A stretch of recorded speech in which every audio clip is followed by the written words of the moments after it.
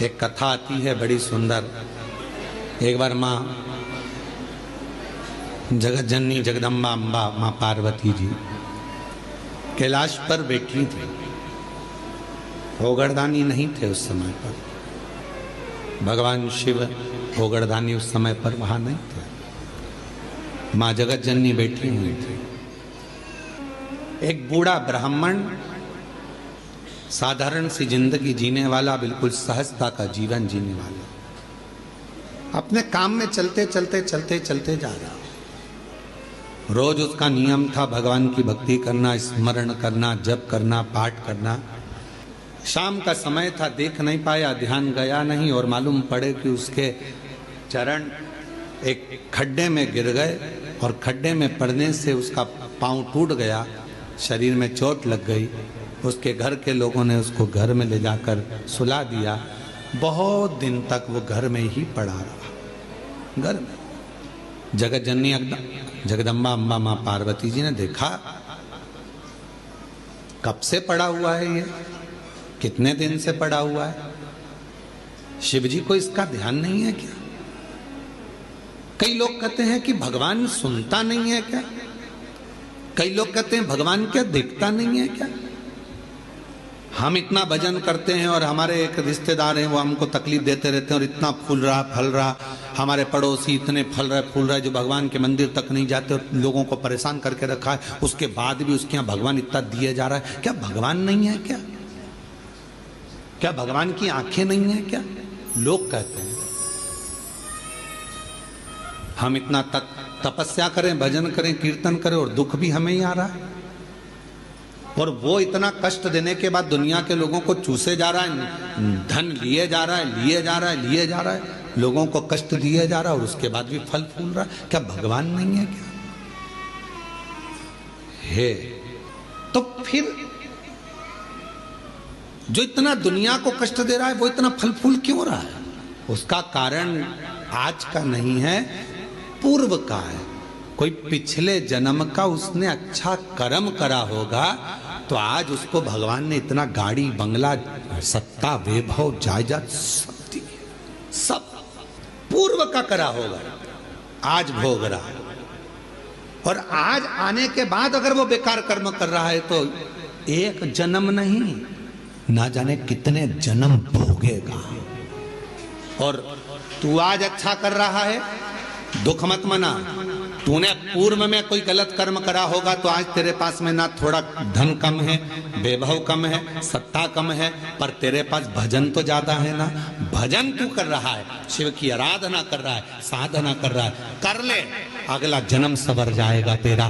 फिर तुझे कोई जन्म नहीं लेना पड़ेगा, कोई जन्म, फिर तुझे कोई जन्म नहीं लेना।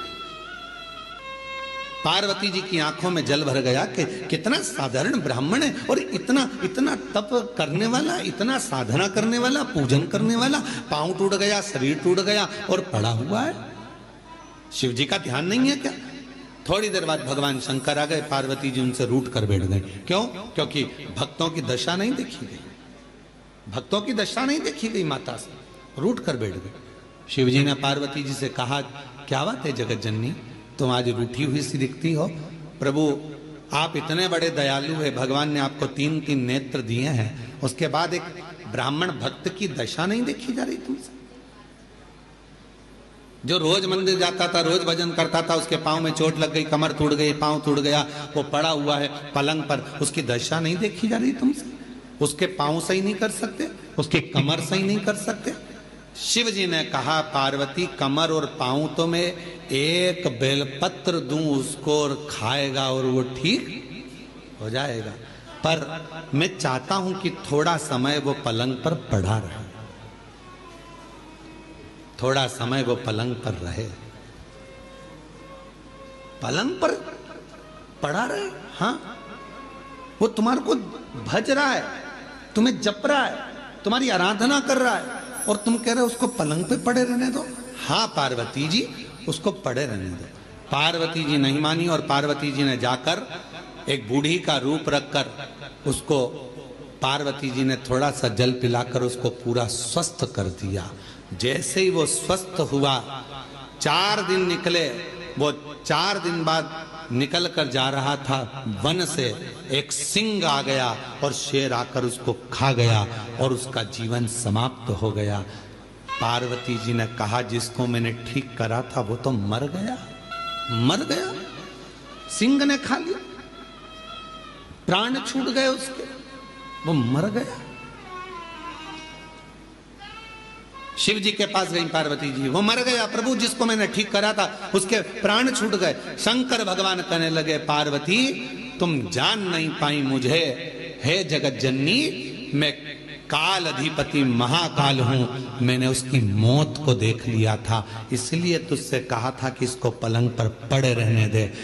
ये पड़ा रहता इसकी मौत टल जाती और ये ठीक होकर फिर अपने काम में लग जाता, पर तूने चलने नहीं।